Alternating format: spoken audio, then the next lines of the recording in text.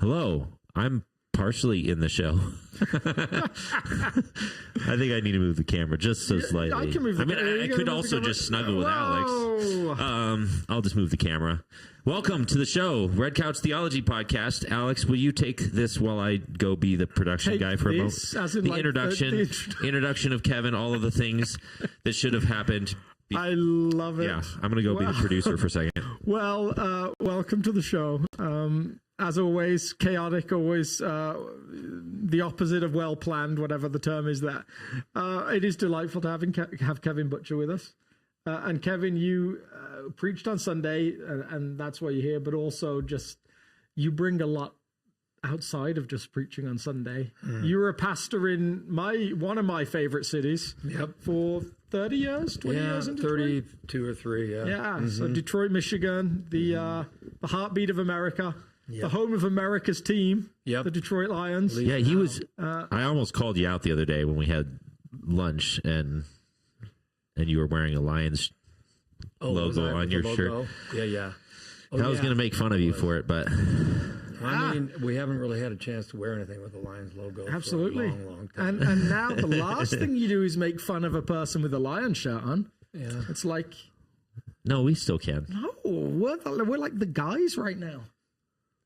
And if you have any kind of heart, yeah, if you have any kind of heart, if you're a human being, for us, yeah. That's right. So you pastored there. I got to see just some elements of that from a distance, and we met bizarrely, and maybe we've even talked about this before. Bizarrely at an event, I think in 2015, 14. For real. Yeah, and then independently or to all that, you moved here to be around grandchildren and children, and now you run Rooted Ministries, which tell us a little bit about that. Well, Rooted started out of really Carla and my loneliness for 35 years in ministry. Remarkably, we never had an older couple or she never had an older woman, even when she was just a young mom of 26, just out of seminary, never had someone come up and say, hey, I see you. You've got your hands full here. Let me just be here for you. Never once, all the way to the end, 35 years later. Yeah. And I had a couple of guys that maybe one or maybe two that tried to be that, and they ended up being not very trustworthy kinds of human beings. In fact, they kind of screwed us over in the long run. So out of that kind of emptiness, loneliness, and not really having anybody to really talk to. I mean, we had folks that were over us that could fire us if we got honest. And we had folks... Those are the folks you really want to be honest with. Well, you want to, but you can't. I mean, it protects you, it protects them. Just really struggling with my faith right now. Yeah, right. You're fired. Yeah, like, love you, but that's not going to work for us. Yeah. And then, of course, you can't use your parish as your group therapy for sure. I mean, that's abusive. Yeah. So who does his spouse or her spouse talk with? And so Rooted was birthed out of that. And so we create, it's kind of an overused phrase, but it's real for us. We create safe space for pastors and Christian nonprofit leaders, the same kind of a category of human being, and their families, to be able to reconnect with themselves in a safe place to share whatever is real. And our ultimate goal is to reconnect, and for some of them, ironically, to connect them deeply with the love of God for the first time. So our moniker comes out of Ephesians 3, where Paul's prayer is that we might be rooted and grounded in the love of Christ, which is to be filled with all the fullness of God. That's so beautiful. So that's what we do. And I think for people maybe that haven't been involved in ministry, it's really easy to not understand some of the pressures of pastoral ministry, which is a calling, which is a beautiful thing. You know, there's some aspects to it that are just incredible. You get to come alongside people in some of their highlights, their lowlights, care for them. You think about the church world all day, every day. All day, every day. And then it comes with some weird dichotomies in that I think there's lots of pastors that struggle with what's the relationship with people in the church? because there's an expectation that are we friends? Are we exactly. not friends? Right. Are we, do I work for you? Do you work for me? There's all of these different elements. And everybody comes in with their own baggage, background. Even if they've not been a part of a church, they come in with what they think the pastor is supposed to be, used to be, whether that person in their mind was a hero or somebody that hurt them deeply. It's called transference. I mean, Freud called it transference, where people transfer onto you in that leadership position, actually burden they want you to be more than you can possibly be, or they're already judging you for being so much less than maybe you really are. And it's unconscious. It's not like people come in and say, I'm going to really give this young pastor going over. It's in their heads and they're not even aware of it. I think I've had maybe one person in, and I've been around ministry for 20 odd years now, but so it's been a while, but I think in that season, one person that's just really called it out from that like parishioner position. I remember going with a family in New York to one of the theme parks, and this guy Steve and I were stood in line about to buy food, and he looked at me and he said, "This must be really weird for you. Is this work? Is this not work? Is this friendship? Is this not friendship? Like, are you selling the church because they were kind of new? Are you like what is this?" And I actually just really appreciated him, at least just naming it, naming some of the challenge there. So on one hand, there's all of these all of these complicated relationships. I always felt lucky because I like everyone for the most part. So I'm always looking for more friends. So if people feel it's friendship, then I can get on board. So there's all that, and then the number of pastors that struggle with something like imposter syndrome. That leads quite often to this separation in terms of their understanding of the love of God for them. I think there's lots of pastors that would seek, in an honest moment, say something like, "I know God loves me theologically. Not very sure he likes me. And if he was here right now, I feel like he might say he doesn't think I'm doing a very good job." All of that, and it's all about shame, as you know. I'm never going to measure up. I know all the Greek words for love. Agape, storge, eros, philos, and others. But in terms of really experiencing that, and look, many people that go into the care professions, we just know this statistically, whether it's a nurse, an officer of the law, or whatever. Pastors, we come out of backgrounds often where we have not been well loved. I mean, our parents may have done the best they could, but it just didn't work. And so we unconsciously want to help others. But until you encounter that love, we're only giving away what we've received. And so if we don't create space for our leaders to encounter in an experiential way. I really believe that. I mean, I can't tell you how many people have said, I know what God's love is, that John 3:16 tells me. And I'm like, if that's all you've got, that's akin to my daughters only having a postcard I wrote them on one of their birthdays. If they don't have a heart full of experience with their father, so that when they wonder if their dad loves them, they go, oh wait. Of course he does. And without pushing into the message yet, you talked briefly about that. I love when my kids have come home with something that they wrote on Father's Day, or perhaps it's or on Mother's Day, and one of the questions is, I know my dad loves me. I know my mom loves me because. And then seeing what they say. Yes, exactly. And if it's just, you wrote me a card one time when I was 9. No, never. No, they don't. But we expect that. That's like God's card to us is John 3:16. And if that's not enough, then why don't you have more faith? And I just think it's insane. Yeah, and I think you tapped into that, all of those struggles of a pastor so well.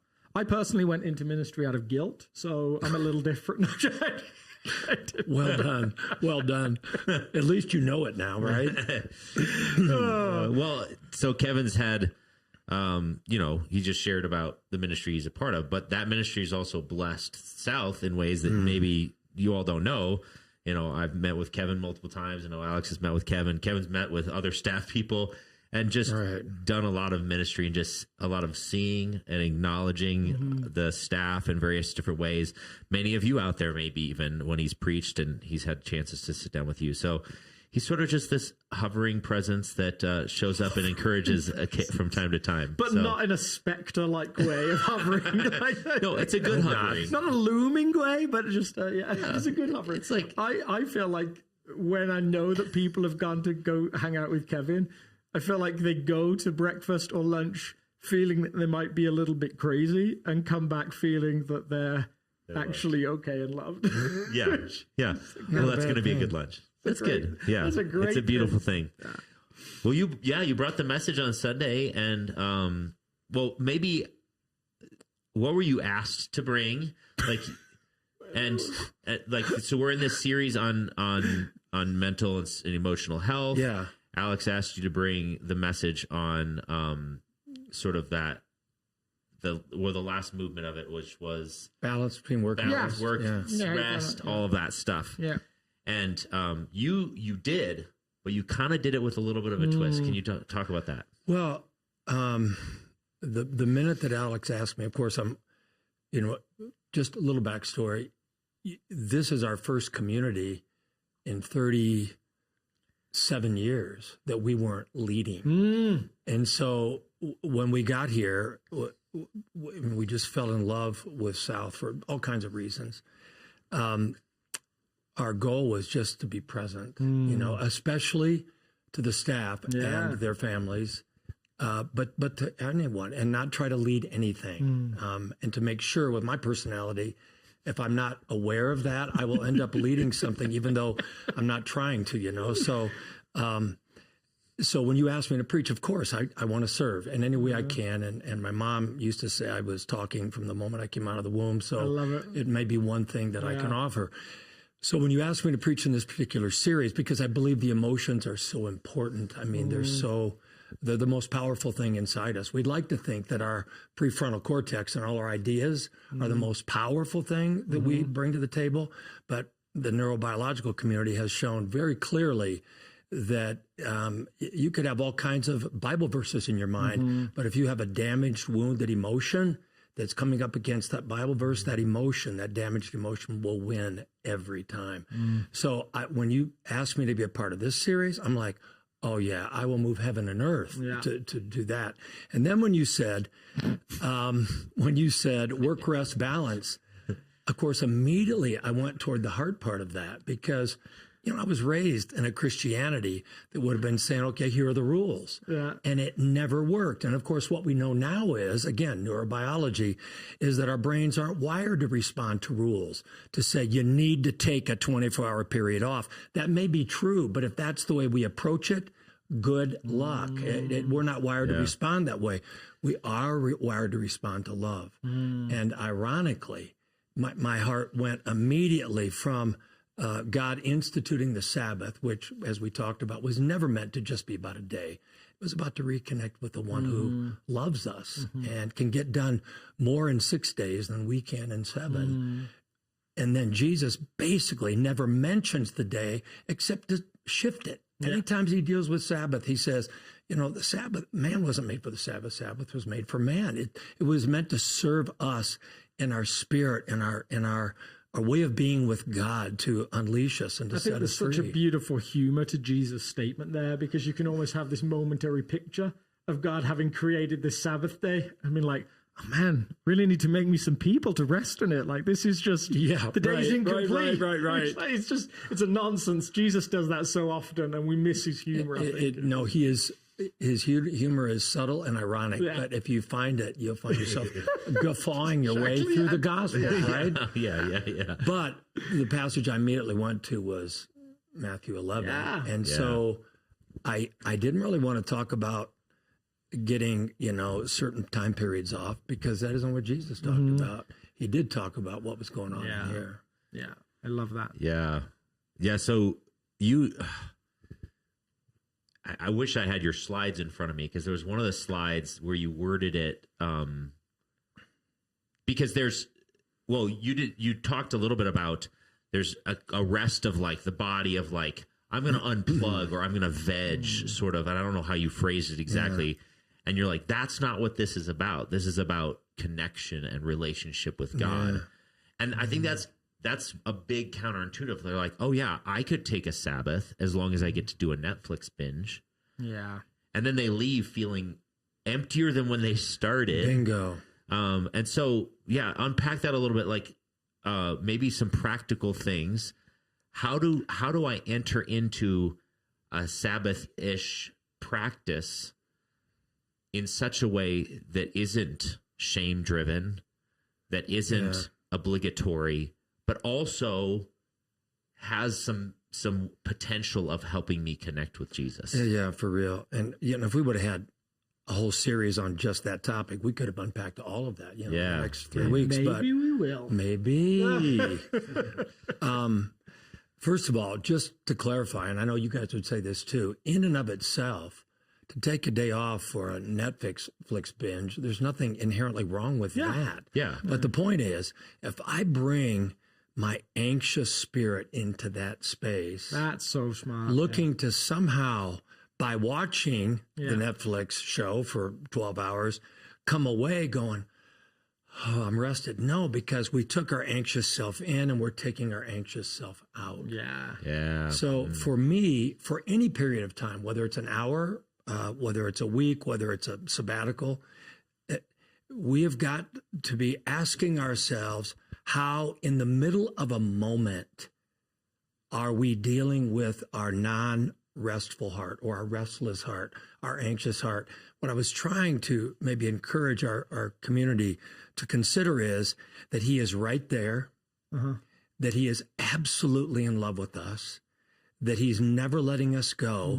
And if we allow ourselves, his invitation to come is simply to turn and to see him and to say, it's yours. Well, I think there's so much like that you pointed me towards in terms of rest. Like the day, yes, taking a day, one, nothing wrong with it. Two, can actually be a really helpful unplug. But most people that are, married or in a relationship of any kind, really, and that have any sense of conscientiousness or care for the other person. Right. There's always the outliers where there's the husband's like, I don't care what my wife feels like. Things. Well, they need to get but life. But most of us know, even if you get a chance to do what you want to do, and there's something off with the relationship, you can't really be at rest. I have this memory of taking.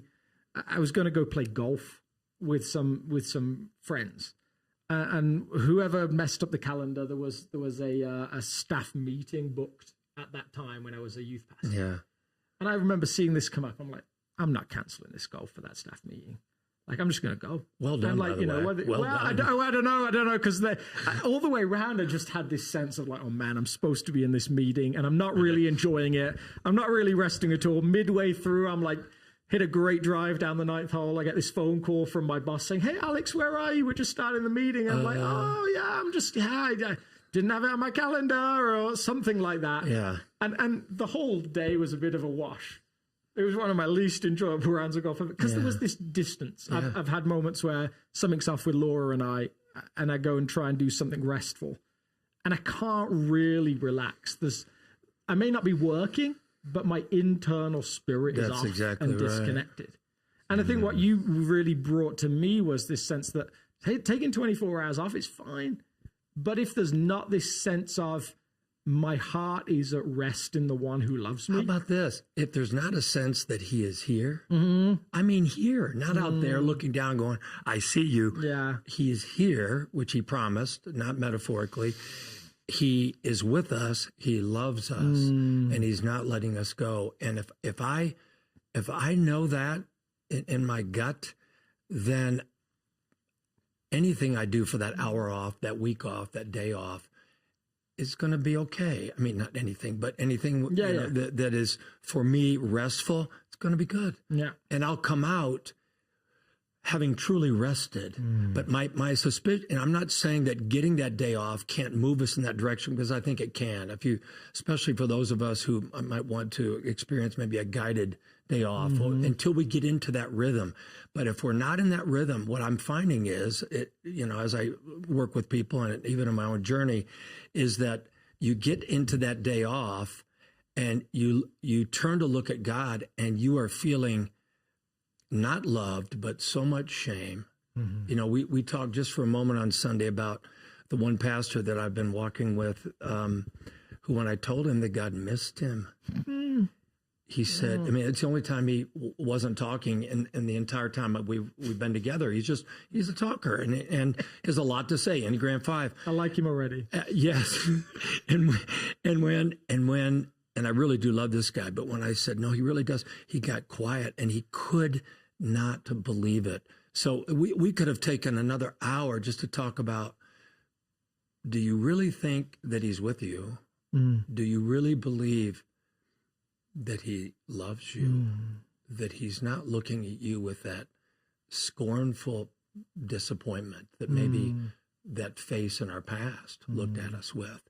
Because if I can see him with me and loving me and saying, I'm the king and I've got you and I've got all of it, all the way home, then I might be able to open my hands. I think it was turn it over. I think it was maybe Lewis Smedes, the writer, said at one point, there was a guilt in him, not for any concrete sins or anything he could actually trace, but a sense of unworthiness and a sense of disappointment. Yep. And really what he needed more than anything was a sense that God owned him and held him, even if the thing that he had on his hands wasn't awfully attractive or pretty or bright or smart. But there was that ownership of, like, this is my thing. I think it's absolutely true. And all we have to do is look in the Gospels, the way everybody he went up to in some way was wallowing in shame. And he went up. You remember what I think it was Donald Miller said? He went around going up to the people that everybody walked by, and they wouldn't even look at them in some cases, because it would have made them ceremonially unclean, for example, to look at a leper. Yeah. But he would go up to them, he said, and then one day God comes walking down the street, walks up to each of them, looks at them in a way that makes them feel valued, touches them in a way that makes them feel like they matter. And then with all of their shame, something about him loved them and pushed back that darkness. Then Miller said that must have been the greatest moment in their lives. And we're all looking for that. Yeah. And there's always that switch that you see in the stories where suddenly the things that mattered before no longer matter, because they were only... Zacchaeus is that story that comes to mind. Oh, yeah. Luke 19. The wealth no longer matters. Yeah. The money that he's built up. Boom. It's like... There was no 4 hours of counseling. It was just, they were with the one... He was with the one that loved him in the midst of his stuff. In fact, don't you love the early part of that story when the crowds are thronging Jesus, and there's this one little guy who's filled with so much shame, and also he has short person syndrome, whatever. I mean, the story kind of indicates that he does. Yeah. But he gets up in the tree just to get a glimpse of this man. There's something inside him that says, could it be that there's something for me from this brother, that love or whatever. And then Jesus, with the people shouting at him, give me attention, he walks right up and sees him. I mean, oh my gosh, I'm Zacchaeus. Yeah. Except much taller. Much taller. Same amount of shame sometimes. If I can know that that's the Jesus that's searching for me and that wants to love me in spite of whatever I'm bringing at that moment in my hands, then I might be able to take a breath and open those hands and find rest. I can just, to me, I just picture Jesus like preparing for that moment, just being like, this is gonna be so excited. Right? He's like, I got to make my way around this corner. And this guy, I got him. I'm going to see this guy. Yeah. Oh, man. So I had this counselor tell me once that was like a little bit counterintuitive, but I think it's in alignment with what you're saying. He was talking about, my marriage and connecting with my wife. And he said, Aaron, you've got to stop working on the issues in your marriage for a moment and just experience joy in the company of your wife. Oh my goodness. So he said, "Could I get the name and number of that there?" Yeah. He says joy is the thing that creates the strength that your relationship needs to handle the weight of the hard stuff. You need to have the hard conversations, but right now he actually used this visual illustration of like you're a bridge between you and your spouse or someone you're trying to reconcile with or whatever. And he says, joy is the bridge. Yeah, that's going to connect the two. And if the bridge is rickety, and then you try and drive the Mack truck of this wound, or this anger that they had, this thing they said to you, drive this Mack truck over this tiny rickety bridge, it can't hold the weight. So good. So he's like, go do something that you both love to do, reconnect, establish joy, and then you can drive the Mack truck over when it's time, because the bridge is so much more strengthened and so the same thing is true with our relationship with God. Amen to that. And so like things like Sabbath, things like these practices, which God made for man. Yeah, he did. Are meant to allow us to experience the joy of being in his presence, of being loved like no human could possibly love, of being seen, of being acknowledged, all of these things. And then if there's stuff that needs to be dealt with, it sits on the beauty and the strength of that joy and that love, rather than of like obligation and shame and guilt and how dare you do this and all those. That's not where sin is dealt with. No, it's not. I mean, and you can fit right into that. So many of the things that Jesus said, but my personal favorite is John 15:9. As the Father has loved me, so love I you, Aaron, Alex, Kevin. So that Greek word meno, which is so rich and so multi-layered, abide here. Make your home here. Yeah. He could have so easily said, make your home in Torah. Make sure that you unpack every jot and tittle of the law. God's heart was in the law, but in the heart of the Torah even was his love. So Jesus says that's where we need to make our home. In my loving relationship toward you that will never fail you. Let's go there. And then whatever comes out of that will be what will set you free. Andrew Murray in his book Abide in Christ talks about how Jesus makes those two offers. This come to me that you covered this week for us. And then there's also abide with me. So it's really like come and then stay. You don't have to leave. No, it's not visit occasionally or on your day off. It's live there. And I think we forget that though. I think we recognize the come invitation and then forget the abide invitation. I always love that moment in the Narnia stories where I think it's in the last one where the three children, or I think at that point the 5 children, they realize that they don't have to leave again. Like that they're staying for good. And yet that's actually our invitation all the time. Like it's just stay. It is. You get to stay. And you can even go to like, I think the key parable in Jesus' entire ministry of parables, which is Luke 15, and when that young man comes home after being in the far country, it's like when the father meets him and he wraps him up in his arms and he kisses him with compassion and orders his household to bring all the gifts appropriate for a son that's being celebrated. It's as if he's whispering in his ear, you're home, and you never have to leave home again. So I'm intrigued by what Aaron was saying about the relationship aspect, because I think you see the mirrors in the divine relationships and the human relationships. Yeah. There's this TV show that is one of my favorite shows of all time called Life in Pieces, and it takes these little snapshots of these 3 families. And one of the families, they've just had their first kid, and they've gone through this cycle of, she's now 4 or 5 months old, and they realize they haven't done anything, just the 2 of them, in 5 months. Yeah. Like it's just been go, go, go, go, go, the stress of life. And she slices a hand open accidentally while cooking. And she has to go to the hospital. So they drop the kid with some family members, and they're sat in this waiting room, and it's always like, no, we'll get to you when we get to you. It's been hours. And then in the midst of sitting there for hours, they suddenly start like joking with each other and having these fun conversations. They go off to the candy machine and they get candy and they say, okay, Mrs. Short, your turn. And they're kind of like, this was fun.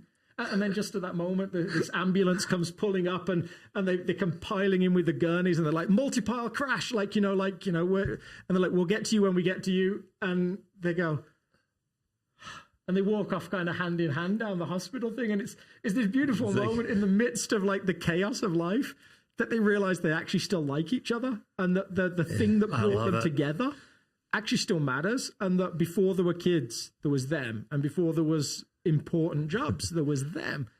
I think most Christians still, and I would include myself in this, believe that the major thing God wants for them is to do stuff for him. Well, we talked about it on Sunday. How many of us really believe that his main goal for us is to use us? Yes, totally. Yeah. Now, if I know that you are in love with me, and I like using that language. It seems almost awkward, but I think it's, we don't have time to go into it, but it's everywhere in Scripture, that he doesn't just love us, he's in love with us. We're his bride.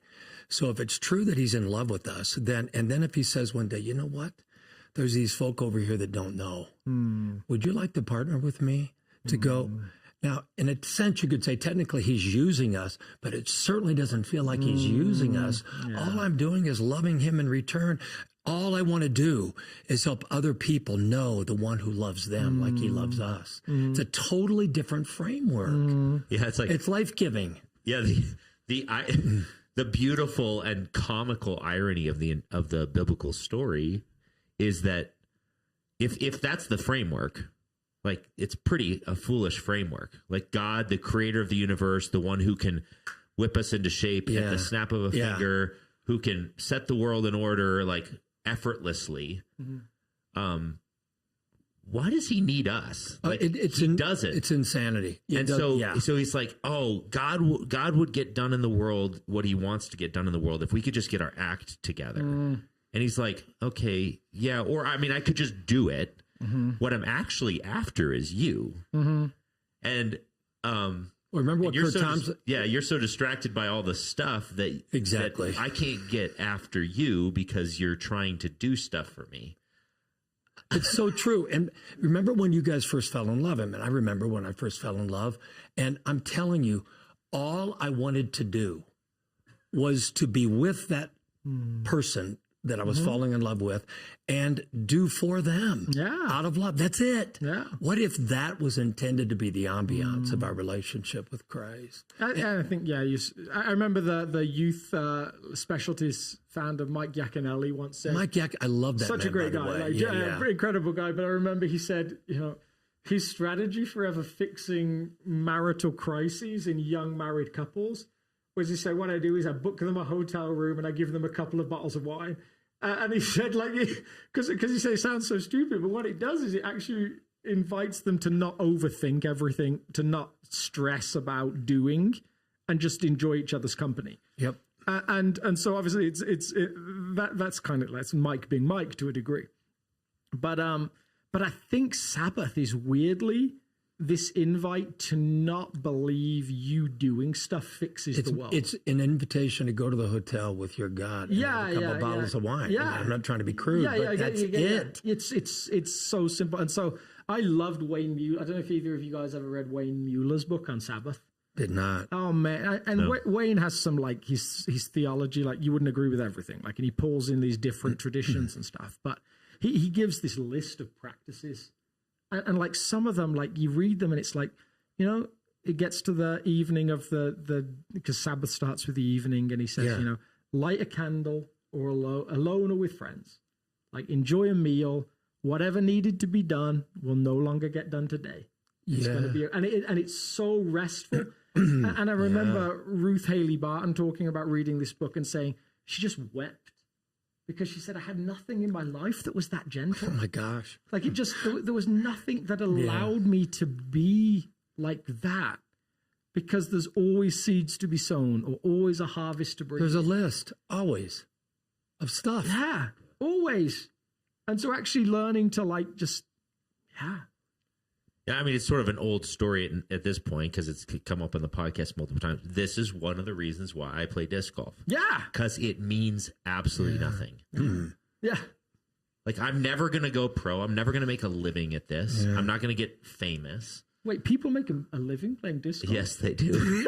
It's crazy. That's insane. 2 new ones just signed $10 million contracts. Anyway, It's almost like real golf at this I know, point. it's weird. Yeah. But anyway, like, when I'm out on the course, it's a massive waste of time. Yeah.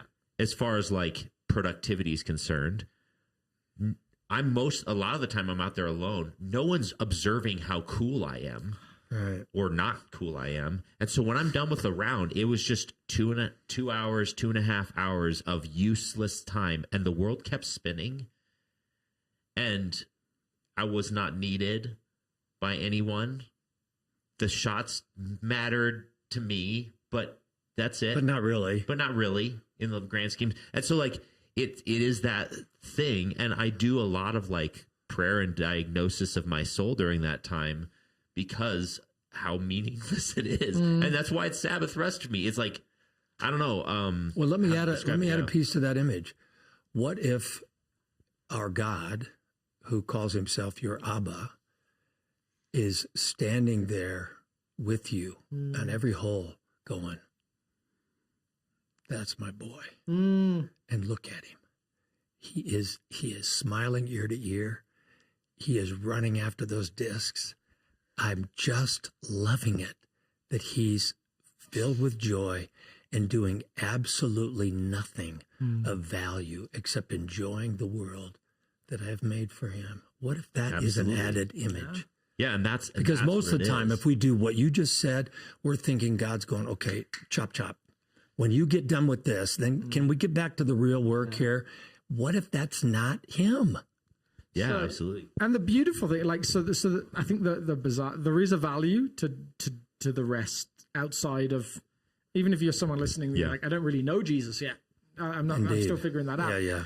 There's a whole bunch of research done on the fact that people who own dogs are psychologically happier than people. Absolutely. I don't know if I believe that. Yeah, you're the exception to the rule. Like, you're the, like, He hasn't embraced his dog yet. He He hasn't. But some of it is actually owning a dog well requires walking, and walking requires moving at a slow pace without achieving much.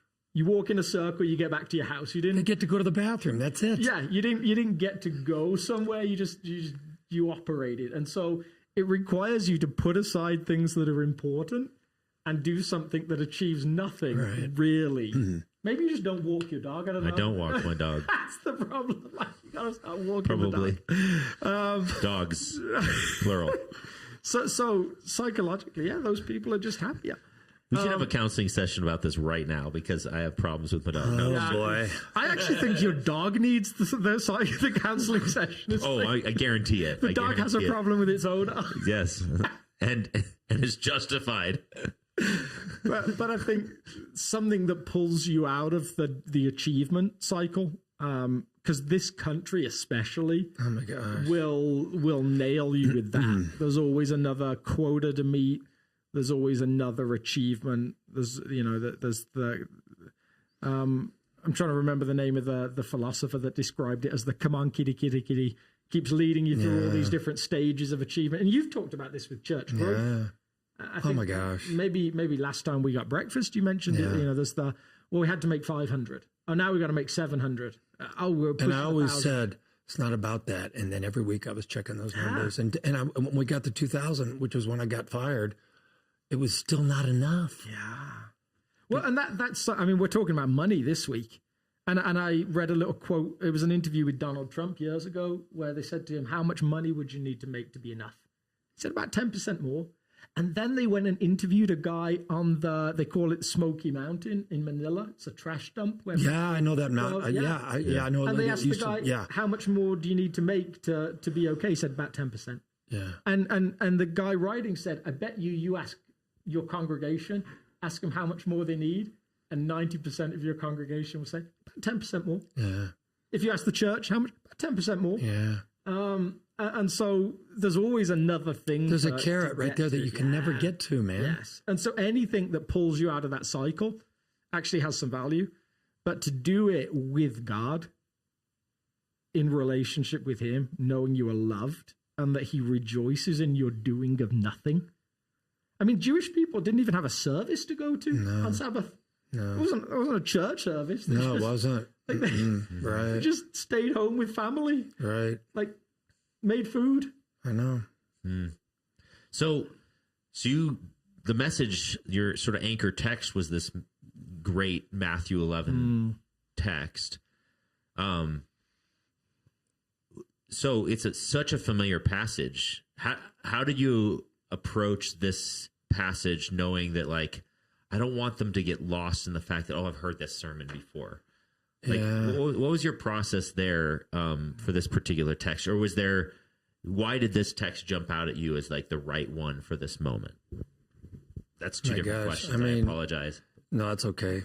So much this has just been my rhythm over the years. So much happens to me intuitively. I don't.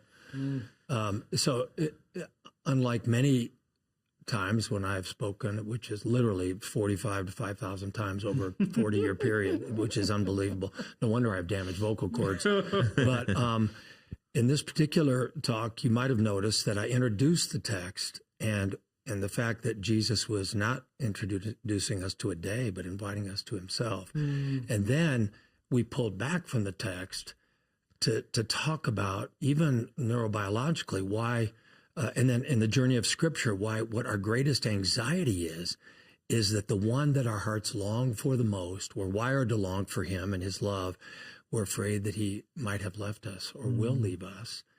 And then at that point, everybody's going, that it's not even just the thing that I'm worried about. I might be able to handle the thing. It might be a cancer diagnosis. It might be a lost job. It might be something smaller or even larger. But if he's with me, the one who loves me most, and I know he's not going to leave me, like Carla when I had cancer that I've told you guys about, then, okay, I can do this. The fear of being abandoned by the one we need the most, when folk are saying, that's what I could find rest if I knew that he had not left me, but was with me. Then we come back to Jesus saying, come to me, and I will give you rest. And people are ready to hear it. And I think at that point, they're ready to hear it in a new way. That's just my opinion. In fact, I didn't even think about that until you asked me that. But I think if I went back to my process, that was probably what I was intuiting. It came across for sure that it had sort of a freshness to this particular passage. And that's why I was curious, is like, if it was a conscious choice, if it was more of that intuitive choice. So and can I just say one more thing? Not to interrupt, but one of my processes, and as I'm talking to pastors, if they want to talk shop at all, and we talk about preaching, this is what I always share. They want to know how to exegete a text, or, where do you put the conclusion? Where do you put the transitions? Fine. You can learn that in seminary, read a book about it. But in my view, my process is always, Father, first, let this text hit me beyond my prefrontal cortex. Let it go to someplace in my spirit where I'm literally weeping tears of joy, or maybe some tears of sadness or tears of depth. That passage has gotten me. Then I want to turn my heart toward the folk that are coming in. They have got to move from being an audience.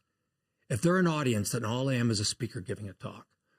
But if I can see them like Jesus saw those folk when he was preaching to them in Galilee, as sheep without a shepherd, like me.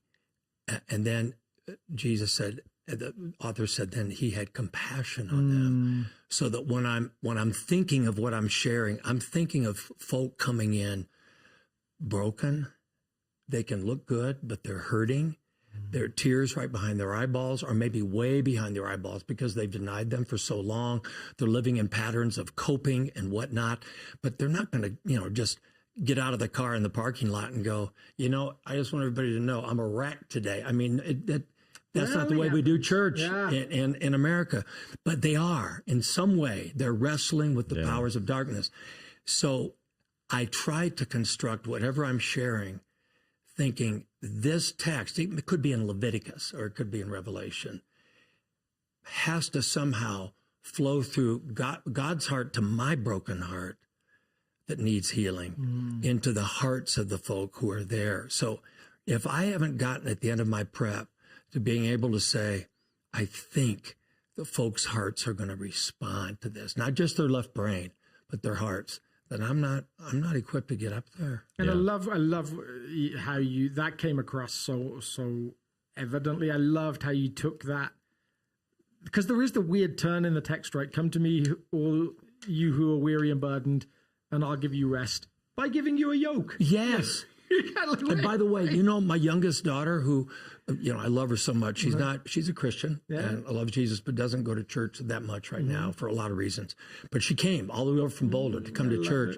She said, you know what hit me today, Dad?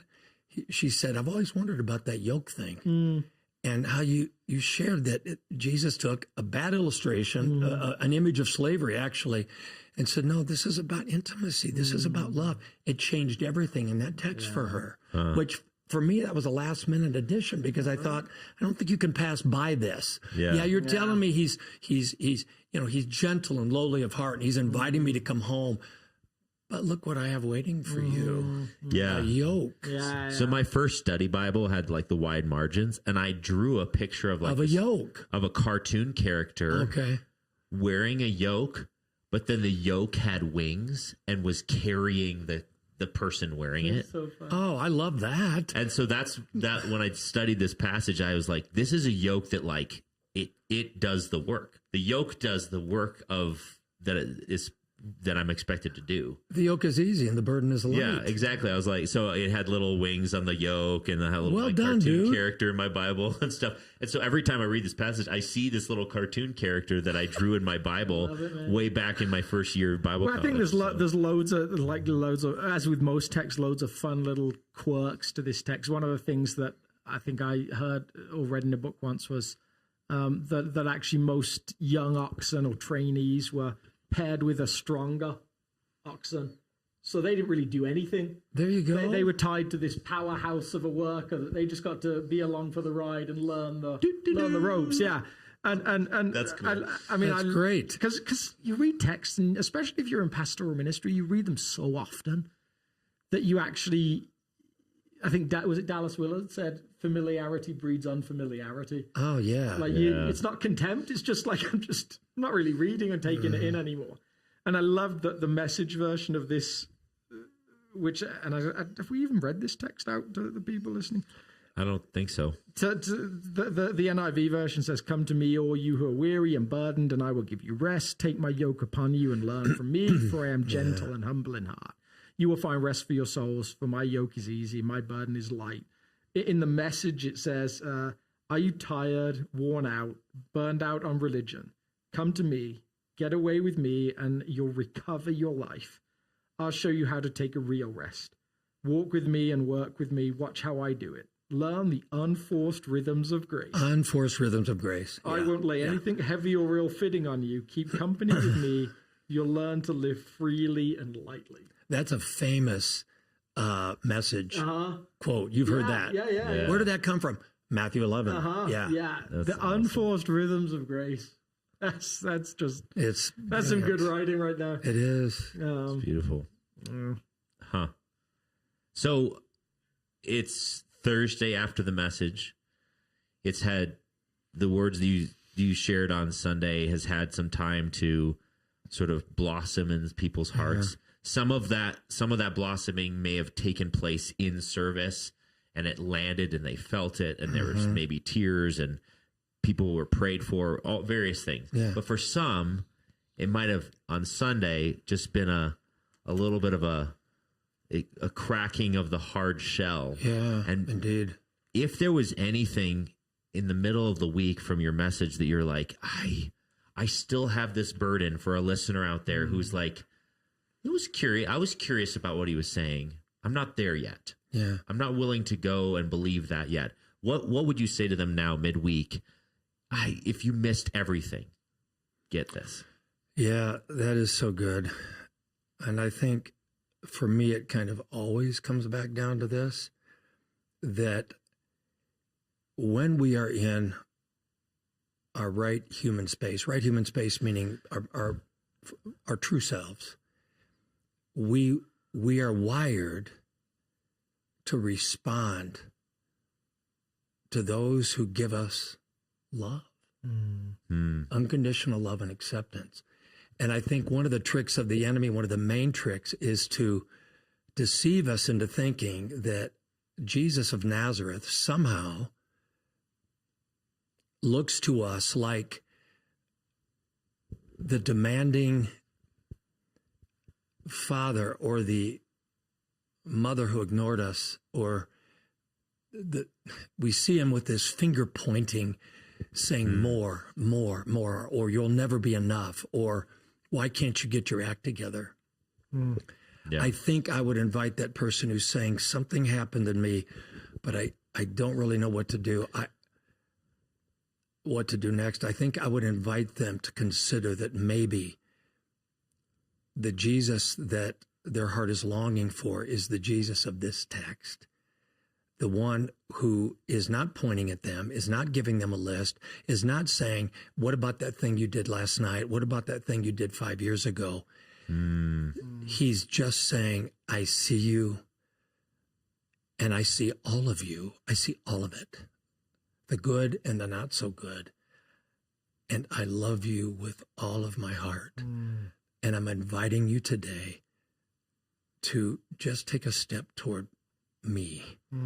Because to take a step toward me and my love for you is to take a step toward home. You don't have to leap. Just take a step. I'm right here. Just turn your face toward me and believe that maybe I'm not pointing my finger. I'm not giving you more shame. I am loving you right where you are, and I'm inviting you to let me be your home. And then let's see what that stay at home with me will do with the wound and the pain in your life. Have you found, as you've been working with pastors and different leaders, have you found that there is a common or a good, well-worn path, step that people can take towards that? I might be leading the witness. I have an idea myself, but I might be different than yours. Is there like something that typically unlocks it for people? He does this to me all the time. I usually just say, well, what's your idea? Yeah, I'm not going to take that bait. I'm going to throw something in the ring, and maybe when he says, I'll go, oh no, what I meant was that. I'm not saying there's a right answer either. I think, well, no, without sounding like super pious and religious, the answer is to see him. If we see him as he is, we will come to him because we're wired to come to that love. But I would say that for those of us who have been so damaged by other images that have taken over his face. I mean, God loved my mom who's in glory and my dad who is still alive, but they were very religious, but did not, for the most part, let me see the face of Jesus. It was more a face of legalism, law, disappointment, shame, finger pointing. It took a long time for me to heal, to see his face change to the one that is the Jesus that walked to the cross with me on his mind to bear my sins and out of his love. So I think the invitation to see, am I sick and tired of being sick and tired? In other words, even if I'm not sure what Jesus looks like right now, have I gotten to the point where I'm done? To think of that guy on the screen, I am burdened. I have been fighting this burden, whatever it is, or series of burdens for so long. I cannot do it anymore. You have tried every pathway of alleviating that burden, that pain. What would it be like if today this would be the step? To have the courage to think and to take a step toward the one who just might not be like all those burdening faces from your past, those wounding faces, but might be the one who loves you with all of his heart. And to, in your spirit, take a step, literally maybe call it out. Jesus, I don't think I know you, and I'm afraid of you, but I've tried everything else. So today, I am taking a step toward you, opening my hands, believing that could it be that you love me? And I'm praying hope against hope that you'll meet me there. I think the most burden of our brothers and sisters, that might be what I invite them to have courage to do. Yeah. Well, so the thought I had in my mind is, and this is a hard recommendation to give because it's actually maybe risky. For some reason, in the kindness of God, he tends to use people who have experienced that love for themselves. Yeah.